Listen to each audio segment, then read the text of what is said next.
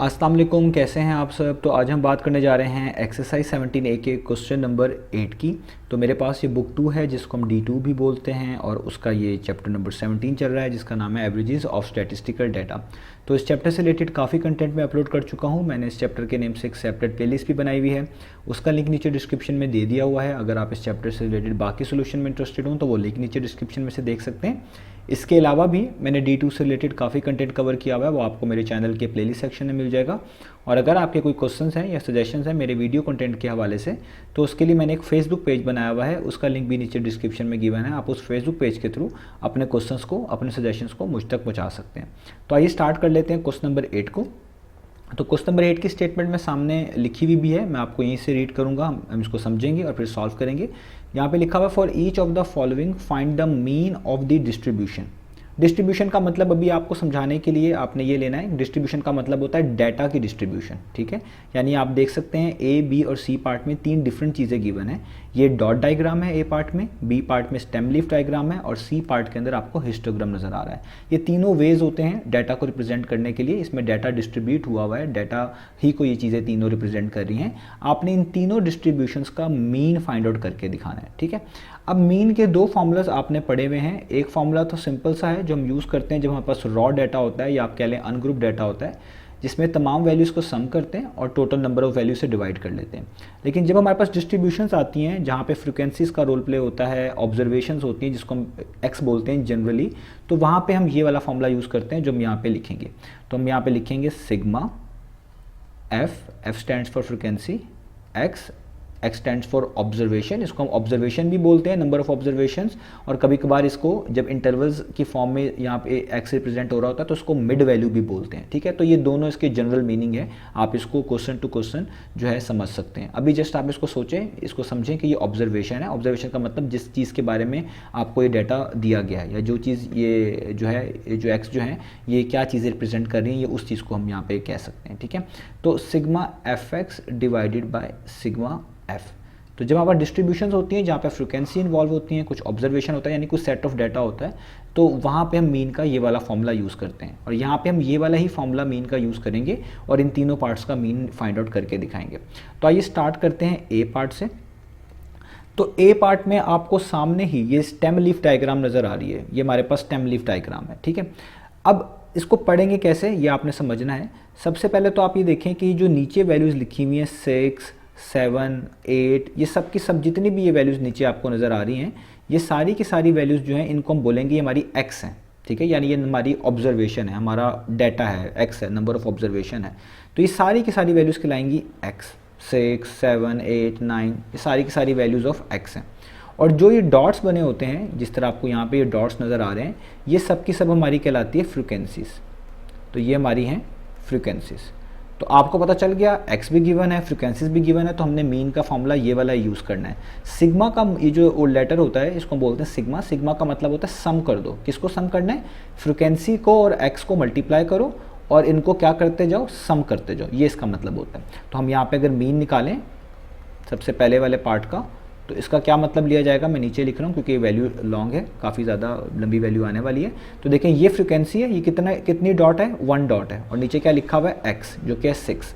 तो F x का क्या मतलब होगा, इन दोनों को मल्टीप्लाई कर दो, यानी ये डॉट की जो तादाद है, जो क्वांटिटी है ये 1 है और नीचे जो एक्स है वो 6 है। तो आप लिखेंगे 1 टाइम्स 6, प्लस का साइन डालेंगे, इसको बोलते हैं एफ एक्स। आगे चले, देखिए फ्रिक्वेंसी कितनी है 7 की 2, 7 की फ्रिक्वेंसी 2 होने का मतलब है 7 2 दफ़ा आ रहा है। तो यहाँ पे 1 2 2 है, यानी आप लिखें 2, ये फ्रिक्वेंसी हो गया। इसको किससे मल्टीप्लाई करें, एक्स से। इसकी कॉरस्पॉन्डिंग वैल्यू क्या है एक्स की, वो है 7। तो आप लिखेंगे 2 टाइम्स ऑफ 7, प्लस का साइन। आगे चलें, 8 की फ्रिक्वेंसी कितनी है 1, तो आप लिखें 1 टाइम्स एक्स कितना है उसका 8, तो आगे आप लिख दें 8, प्लस का साइन।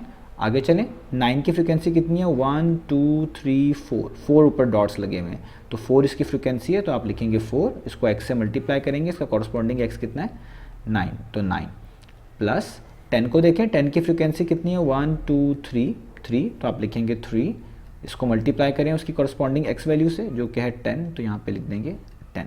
आगे चलें, प्लस का साइन डालते जाएं क्योंकि सिग्मा का मतलब होता है इन सबको ऐड करना है। फ्रिक्वेंसी कितनी है 1 11 की और वैल्यू कितनी है 11, x 11 है, तो फ्रिक्वेंसी 1 और वैल्यू 11, तो ये हो गया 1 टाइम्स ऑफ 11, प्लस का साइन डालें और लास्ट वाली में 12 की फ्रिक्वेंसी कितनी है 1 और नीचे उसकी वैल्यू कितनी बनती है यानी 12, तो आप लिखेंगे इसको कि ये हमारे पास क्या हो गया, मैं इसको थोड़ा सा पेज को इधर को कर लूँ, तो ये आप लिखेंगे इसको फ्रिक्वेंसी 1 और उसकी एक्स वैल्यू 12 और नीचे आ जाएगी ये लाइन।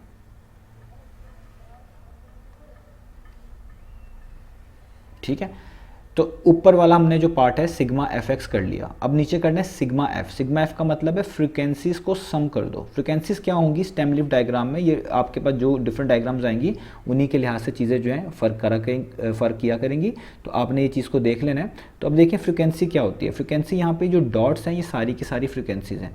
मैं इसको कुछ चीज़ों को इरेज कर देता हूँ ताकि आपको समझने में आसानी हो। तो ये जितने भी डॉट्स हैं यहाँ पर आपको ऊपर नज़र आ रहे हैं, ये सब के सब हमारे पास क्या है फ्रिक्वेंसीज हैं। देखें 6 के ऊपर कितना डॉट है 1, ये कितने डॉट है 2, यानी 1 यहाँ पे डॉट है, यहाँ पे 2 डॉट है, ये कितना है अगेन 1 डॉट, ये कितने डॉट्स हैं 1 2 3 4 डॉट्स, ये कितने डॉट है 1 2 3 डॉट्स, ये कितने डॉट हैं 1 डॉट, ये कितने डॉट हैं 1 डॉट। इन सबको ऐड करेंगे तो ये कहलाती हैं frequency stem lift dot diagram के केस में। ठीक है, तो यहाँ पर हम लिखेंगे पहली वाली फ्रिक्वेंसी यानी 1 प्लस ये 2, ठीक है, प्लस ये वाला 1 डॉट यानी 1 प्लस ये 4 डॉट्स प्लस 4 प्लस 3 डॉट्स ये 3, फिर प्लस 1 डॉट ये प्लस 1 और आखिरी वाला भी प्लस 1 डॉट। तो ये हो गया हमारे पास इसकी सम ऑफ फ्रिक्वेंसीज। अब बहुत काम आसान है, अब आपने जस्ट इनको ऐड ही करना है मल्टीप्लाई करने के बाद। तो देखें 6 1 टाइम्स कितना होता है 6, 2 7 टाइम्स कितना होता है 14, 8 1 टाइम्स कितना होता है 8, 4 9 टाइम्स कितना होता है 36, 3 10 टाइम्स कितना होता है 30, आगे करते जाएं। 1 11 टाइम्स कितना होता है 11 और आखिरी में ये लिखा हुआ है 12 1 टाइम्स। ठीक है, मैं आपको दिखा भी देता हूँ, ये लिखा हुआ है 12 1 टाइम्स, तो हम यहाँ पे लिखेंगे 12 1 टाइम्स 12 और नीचे आपके पास क्या आ जाएगा, इन सबको ऐड कर लें 1। तो अब हम इन सारी वैल्यूज़ को ऐड करने लगे हैं, तो 1 + 2 कितने होते हैं 3, 3 + 1 4, 4 + 4 8, 8 + 3 11, 11 + 1 12, 12 + 1 13, तो यहाँ पे आ जाएगा 13। अब ये ऊपर वाली वैल्यूज़ को भी ऐड करने बहुत सिंपल है, ऊपर वाली सारी वैल्यूज़ को 6 14 8 को और बाकी सबको ऐड करेंगे तो आपके पास आएगा 117 और नीचे तो आपके पास पहले से क्या है 13। ठीक है, आप इनको डिवाइड कर सकते हैं, 13 1 टाइम्स 13 होता है और 13 9 टाइम्स 117 होता है। तो इसका मतलब है हमारे पास ये जो पहले वाली थी डॉट डायग्राम जिसको हम बोलते हैं, इसका जो मीन आया है इस डिस्ट्रीब्यूशन का वो कितना आ गया 9। तो ये हो गया हमारे पास इसका ए पार्ट। अब करते हैं इसका बी पार्ट। तो अब हम करने लगे हैं पार्ट नंबर बी। तो पार्ट नंबर बी में आपको यहाँ पे नज़र आ रहा है हमारे पास स्टेम लीफ डायग्राम है। तो सबसे पहले आपको ये रीड करना आना चाहिए कि स्टेम लीफ को रीड कैसे करते हैं और उसके बाद हम निकालेंगे इसका मीन। तो देखिए स्टेम लीफ में एक आपको स्टेम वाला सेक्शन नज़र आ रहा है जहाँ पे 7 8 9 10 लिखा हुआ है और उसके आगे जो लीफ वाला सेक्शन है वहाँ पे बताया जा रहा है कि 7 के लीफ क्या हैं। 7 के लीफ हैं 2 3 5 5, 8 के लीफ हैं 2 7 8 8 9 9 9, इसी तरह 9 के हैं और इसी तरह 10 के हैं। आप हमेशा इन दोनों को मिलाकर पढ़ेंगे तो आपके पास एक्चुअल डाटा आपको समझ आएगा, एक्चुअल ऑब्जर्वेशन समझ आएगी, जिसको हम जनरली समझाने के लिए एक्स से रिप्रेजेंट कर रहे हैं। तो इसके लिए आपको की ज़रूरत लेनी पड़ेगी। आप देखें की लिखी हुई है कि 7 बीच में ये लाइन है जिनकी सेपरेशन हुई हुई है, इस तरह की सेपरेटेड है ये। तो 7 लाइन और दूसरी तरफ लीफ को मिलाकर पढ़ेंगे 7.30, यानी अगर यहाँ पे 7 लिखा हुआ है स्टेम में और इसके लीफ में पहले 2 लिखा हुआ है तो 7 और 2 को मिलाकर पढ़ा जाएगा इस तरह 7.20। और ये डॉलर्स हैं, याद रखिएगा ये मनी की बात हो रही है, ठीक है, पैसों की बात हो रही है। इस तरीके से यहाँ पे 3 है तो 7.30, इस तरह 5 है तो 7.50, इस तरह 8 में भी पढ़ेंगे 8.20 8.70, यानी सब स्टेम और लीफ को मिलाकर हम पढ़ेंगे इस तरीके से जो उन्होंने की में समझाया हुआ है। तो की बहुत ज़रूरी है, आपने की को देख के ही डाटा को जो है रीड करना है, ये चीज़ इंपॉर्टेंट है। अब यहाँ पर हमने x किस तरह निकालना है, x है हमारी ऑब्जर्वेशन जो गिवन डाटा है। तो गिवन डाटा पहले हमें यहाँ पे कंस्ट्रक्ट करना पड़ेगा स्टेम और लीफ को मिलाकर की मदद से। तो पहले स्टार्ट करते हैं 7 स्टेम से, जिसका स्टेम 7 है। तो 7 और 2 को मिलाएं तो हम इसको रीड करेंगे 7.20, ठीक है, जिस तरह यहाँ पे लिखा हुआ है, ठीक है। और ये ज़ाहिर बात है हमारी ऑब्जर्वेशन है और याद रखिएगा ये कहा है इन टर्म्स ऑफ डॉलर्स है, ये सारा data in terms of dollars है। मैं यहाँ पे मेंशन कर रहा हूँ ऊपर ही, ताकि सबके साथ अलग अलग मेंशन करने की ज़रूरत ना पड़े। अब देखिए 7 का अगला लीफ है 3। अब पहले इसको हम पूरा कर लें। तो 7.20 का क्या मतलब है, जस्ट एक दफ़ा ये आ रहा है, क्योंकि आप देखें यहाँ लीफ में सिर्फ एक दफ़ा 2 है और कोई भी 2 नहीं है 7 वाले सेक्शन में, 7 वाले स्टेम के सेक्शन में। तो फ्रिक्वेंसी कितनी हो गई 1। और हमें मीन के फॉर्मूले में f को और x को मल्टीप्लाई करना होता है, यानी f है 1, x है 7.20। तो 1 को जब आप 7.20 से मल्टीप्लाई करेंगे तो आपके पास आंसर आएगा 7.20। अब यहाँ पे मैं करके भी दिखा देता हूँ, जस्ट एक चीज़ समझानी है आपको मैंने, इस वजह से मैं ये कर रहा हूँ। तो देखें 1 0 टाइम्स 0, 1 2 टाइम्स 2 पॉइंट यानी डेसिमल, 1 7 टाइम्स 7। अब याद रखिएगा कैलकुलेटर ये लास्ट वाला 0 शो नहीं कराएगा। जब आप कैलकुलेटर में 7.20 को 1 से मल्टीप्लाई करेंगे वो जस्ट 7.2 शो करवाएगा, क्योंकि ये लास्ट जीरोस को यूजुअल प्रैक्टिस नहीं होती है, हम इसको लिखते नहीं हैं, वो जस्ट 7.2 शो कराएगा। तो यहाँ पे मैं क्यों लिख रहा हूँ, उसकी जो है 2 रीजंस हैं।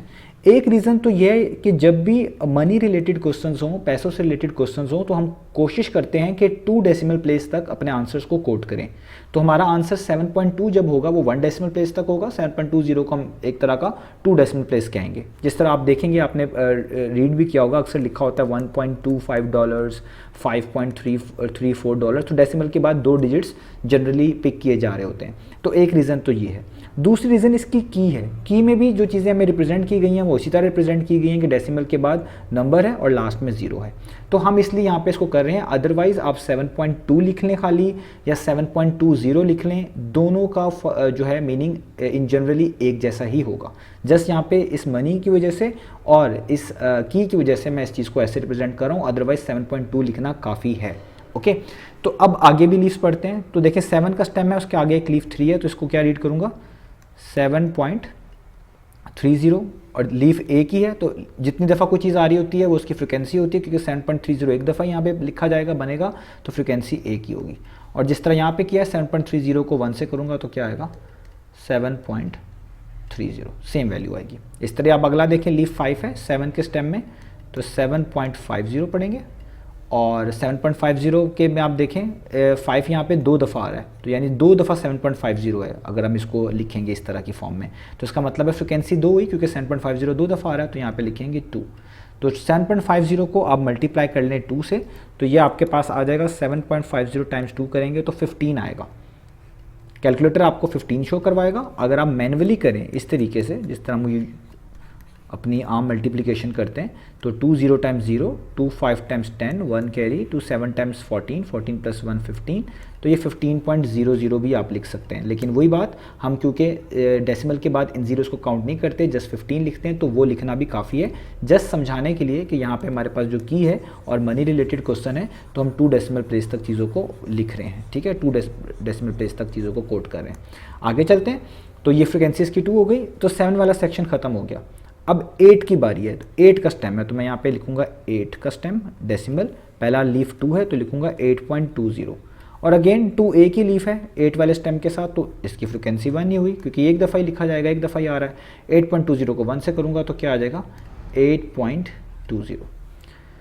आगे देखें 8 के साथ 7 है, तो आप लिखेंगे इसको 8.70, और 7 एक दफ़ा ही आ रहा है तो आप यहाँ पे एक दफ़ा ही लिखेंगे। 8.70 को 1 से करेंगे मल्टीप्लाई, 8.70 ही लिखेंगे। अगेन बार बार बता रहा हूँ, ये जीरोज़ एंड पे ना भी लिखें तो भी इनका मीनिंग सेम है, जस्ट समझाने के लिए की वजह से और इस मनी की वजह से, क्योंकि मनी रिलेटेड क्वेश्चन है, मैं यहाँ पे इस तरह लिख रहा हूँ। अब देखें 8.70 भी हो गया। अब आगे चलते हैं 8.80 की तरफ, क्योंकि अगला लीफ जो है वो 8 है। अब देखें 8 2 दफ़ा आ रहा है, तो फ्रिक्वेंसी 2 होगी, क्योंकि 8.80 2 दफ़ा आ रहा है, तो आप यहाँ पे लिखेंगे 2।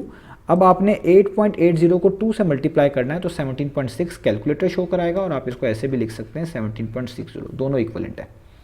आगे आप देखें 9 है, तो आप लिखेंगे 8.90, और 9 3 दफ़ा आ रहा है। अब आपको समझ आ गया होगा, तो इसकी फ्रिक्वेंसी 3 होगी, और 8.90 को जब आप 3 से मल्टीप्लाई करेंगे तो आपका आंसर आएगा 26.7, जिसको आप 26.70 भी लिख सकते हैं, दोनों इक्वलेंट है। ठीक है, तो 8 वाला सेक्शन भी क्लियर हो गया। अब 9 वाले पे चलते हैं। 9 में 1 3 और 7 7 है, यानी 1 से शुरू करेंगे, तो 9.10, क्योंकि लीफ एक ही है 1 वाला, तो 1, 9.10 को 1 से करेंगे तो 9.10 ही आएगा। अब अगला 3 है, तो आप लिखेंगे 9.30, और क्योंकि 3B लीफ एक ही है तो फ्रिक्वेंसी 1 ही होगी। 9.30 को 1 से करेंगे तो 9.30। आगे देखिए 7 है 2 दफ़ा, तो हम यहाँ पे लिखेंगे 9.70, क्योंकि 2 दफ़ा थे तो यहाँ पे 2 लिखेंगे, फ्रिक्वेंसी 2 होगी। और 9.70 को 2 से मल्टीप्लाई करेंगे तो हमारे पास आएगा 19.4, जिसको हम लिख सकते हैं 19.40। और लास्ट में आप देख सकते हैं हमारा 10 वाला स्टेम रह गया। 10 का जो लीफ है 2, 7 और 8 है, कोई भी इसमें रिपीट नहीं हो रहा, सारे एक दफ़ा ही हैं। तो सबसे पहले मैं स्टार्ट कर लेता हूँ 10.2 से, तो 10.20 रीड करेंगे की मदद से, एक दफ़ा ही आ रहा है तो यहाँ पे 1 ही लिखूँगा। और 10.20 को 1 से करेंगे तो 10.20 ही आएगा।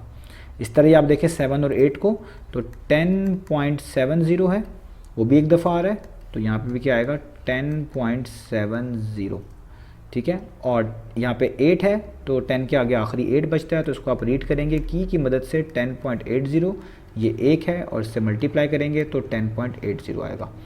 तो ये हमारा हो गया, हमने डाटा कर लिया है सेट। अब हमने जस्ट इस फार्मूले में पुट करना है, हमारा मीन आ जाएगा। अगेन आप इन सारी वैल्यूज़ को 7.2, 7.3 भी लिख सकते हैं, ये ऐसी लिखी हुई भी हैं आपको कुछ सोल्यूशन मैनुअल्स में। मैंने जहाँ तक इस चीज़ को वेरीफाई किया आपको ऐसी लिखी हुई मिलेंगी, लेकिन अक्सर मनी ओरिएंटेड क्वेश्चंस के अंदर हम टू डेसिमल प्लेस तक वैल्यूज़ लिखते हैं, इसलिए मैं जीरोस को यहाँ पे मैनेज कर रहा हूँ। अदरवाइज़ आप कैलकुलेटर में देखेंगे तो जस्ट 7.2, 7.3 आपको आंसर्स में मिल रहे होंगे, एंड वाला जीरो नहीं आ रहा होगा, ठीक है। तो मैंने यहाँ पे लिख दिए जस्ट कन्फ्यूजन से बचने के लिए।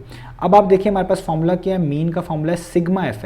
इसका मतलब है जो आपके पास एफ वाली वैल्यूज़ हैं उनको ऐड कर दो, सिग्मा का मतलब ऐड कर दो। तो आपने इन सारी वैल्यूज़ को जो ये नीचे तक जा रही हैं, ये सारी वैल्यूज़ को क्या करना है, ऐड करना है, ठीक है। तो हम यहाँ पे लिखेंगे मीन का फॉर्मूला पहले, तो मीन का फॉर्मूला है sigma F x divided by sigma F, ठीक है।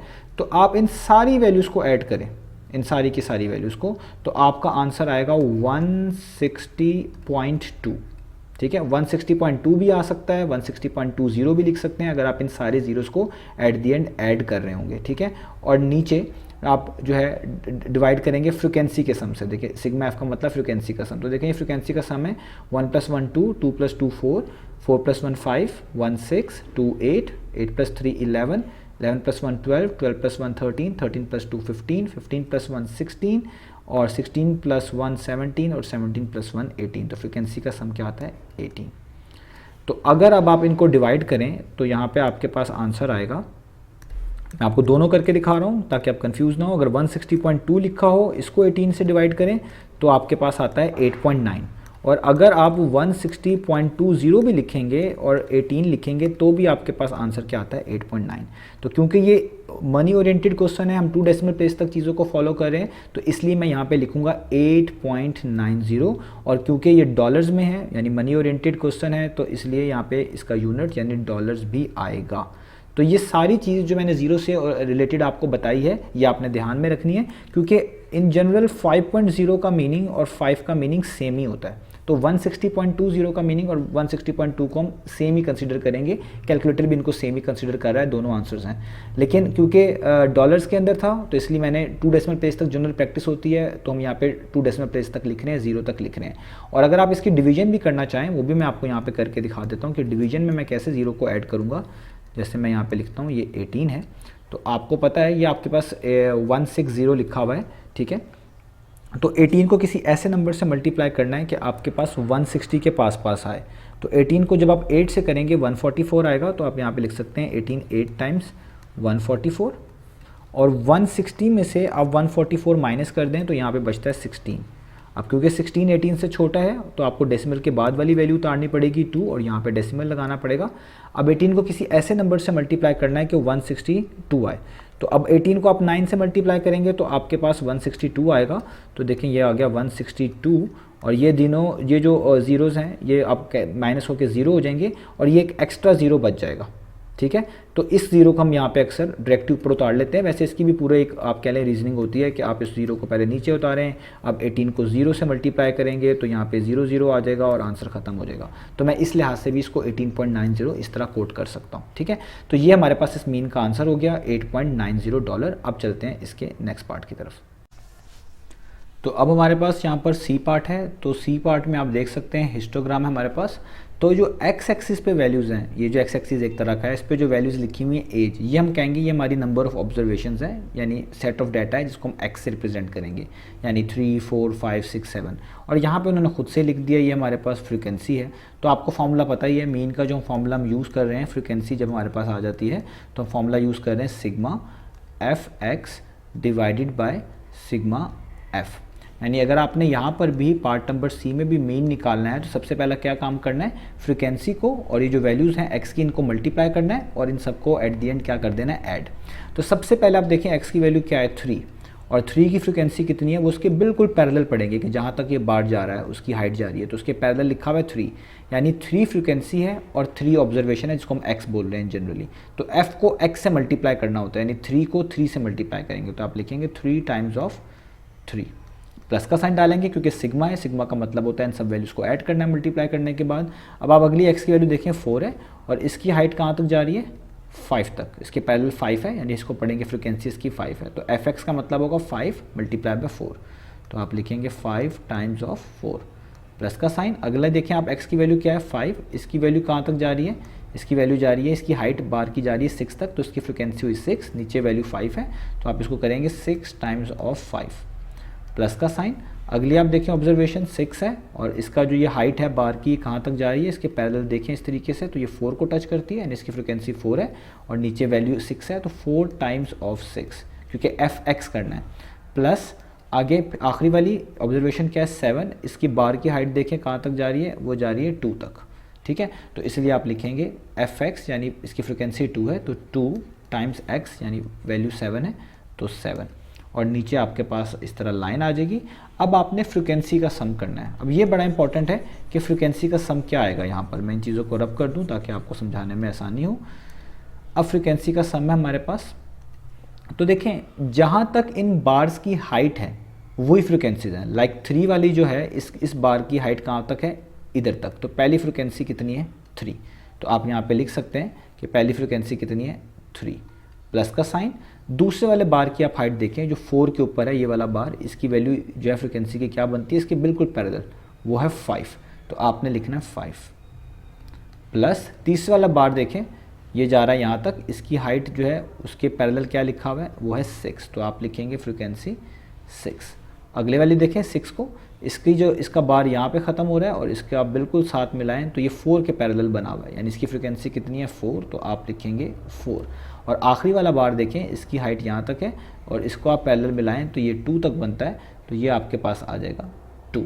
तो ये जो बार्स बने होते हैं इनकी जो हाइट है वो बड़ी इंपॉर्टेंट है, ये जिनकी हाइट देखनी है कि उसके पैरेलल कौन सी फ्रीक्वेंसी लिखी हुई है, वही आपकी एक्चुअल फ्रीक्वेंसीज होगी। आपने इन सारी वैल्यूज़ को ऐड नहीं कर देना फ्रीक्वेंसी को सम फ्रीक्वेंसी में, क्योंकि वो वाली फ्रीक्वेंसीज काउंट होती हैं जो हमारे डाटा के कॉरस्पॉन्डिंग होती है। जैसे 3 हमारा डाटा है, फॉर एग्जाम्पल किसी चीज़ एज को रिप्रेजेंट कर रहा है, तो इस एज के कॉरस्पॉन्डिंग जो फ्रीक्वेंसी है वो हमारे डाटा के अंदर काउंट होगी, ना कि वो सारी की सारी जो यहाँ पे एक्सिस में लिखी हुई है। अब जस्ट आपने इन सारी वैल्यूज़ को जो है प्लस करना है तो हमारा आंसर आ जाएगा। तो हम पहले ऊपर वाली आंसर्स लिख लेते हैं, तो 3 टाइम्स होता है 9, 5 टाइम्स हो जाएगा 20, जो 5 टाइम्स हो जाएगा 30, 4 टाइम्स हो जाएगा 24, 7 टाइम्स हो जाएगा 14, और नीचे आपके पास क्या आ जाएगा, नीचे आपने जैसे इनको ऐड करना है 3 में 5 में 6 में, तो 3 में 5 ऐड करेंगे आपके पास आएगा 8 के आगे 6 लिखा हुआ है, 8 में 6 ऐड करेंगे आएगा 14 के आगे 4 लिखा हुआ है, उसमें 4 ऐड करेंगे आएगा 18, और 18 के आगे 2 लिखा हुआ है तो आपके पास आ जाएगा यहाँ पे 20। अब जो ऊपर वाली वैल्यूज़ हैं इनको भी ऐड कर लें, बहुत आसान है। इन सारी वैल्यूज़ को जो कि ऊपर लिखी हुई हैं, यानी 90, 20, 30, 24 और 14, इनको आप ऐड करेंगे तो आपके पास आंसर आएगा 97, और नीचे आपके पास क्या है, वो है 20, ठीक है, ये आपके पास आ गया। अब आप इनको डिवाइड कर सकते हैं, जो डिवाइड करके आपके पास आंसर आएगा वही हमारा फाइनल आंसर होगा। मैं यहाँ पे आपको करके दिखा भी देता हूँ, वैसे चीज़ें सिंपल सी हैं, इनको करने की ज़रूरत नहीं है। तो आपको पता है हमारे पास यहाँ पे 20 है, 20 को 4 टाइम्स करेंगे तो 97 के पास आएगा, क्योंकि 24 टाइम्स कितना होता है आपके पास, वो होता है 97 में से 80 माइनस करें, यहाँ पे 7, यहाँ पे 17। तो क्योंकि 17 20 से छोटा है तो आपको यहाँ भी डेसिमल लगाना है, यहाँ भी डेसिमल लगाना है और एक ज़ीरो नीचे उतार लेना है। अब 20 को किसी ऐसे नंबर से मल्टीप्लाई करना है जो 170 के पास पास आपको वैल्यू देता हो। तो अगर आप 20 को 7 से करते हैं तो 140 आता है, 20 को 8 से करेंगे तो 160 आता है, यानी सबसे करीब आपके पास 160 बनता है। तो 170 में से आप 160 माइनस करेंगे तो आपके पास यहाँ पे बचेगा 10। ये अगेन 20 से छोटा है तो यहाँ पे एक ज़ीरो लिखें और उसको भी नीचे उतार लें। और अब आपको पता है ये 100 बन चुका है, इसको आप 100 पढ़ें तो 25 टाइम्स क्या होता है, वो होता है 100। तो 100 माइनस 100 ज़ीरो, यानी आपके पास क्या आ गया 4.85, ये इसका मीन आ गया। अब यहाँ पे एक इंपॉर्टेंट चीज़ है, आपने डाटा को ज़रूर देखना है कि डाटा किस चीज़ को रिप्रेजेंट कर रहा था। तो ये जो x की वैल्यूज़ हैं इससे मुराद मेरा डाटा है, यानी ये ईयर्स को हमारे पास जो है ना रिप्रेजेंट कर रहा है। तो आपने भी जो आंसर लिखना है वो ईयर्स में ही लिखना है। तो हमारे पास ये एज है बेसिकली किसी की, तो हम यहाँ पे इसको ईयर्स के साथ ईयर्स लिखेंगे। तो हम यहाँ पे लिख देंगे 4.85 ईयर्स। तो ये हमारे पास एक्चुअली इसका मीन आ गया। तो उम्मीद है आपको ये क्वेश्चन समझ आया होगा। इंशाल्लाह नेक्स्ट वीडियो में मिलेंगे बाकी सॉल्यूशंस के साथ।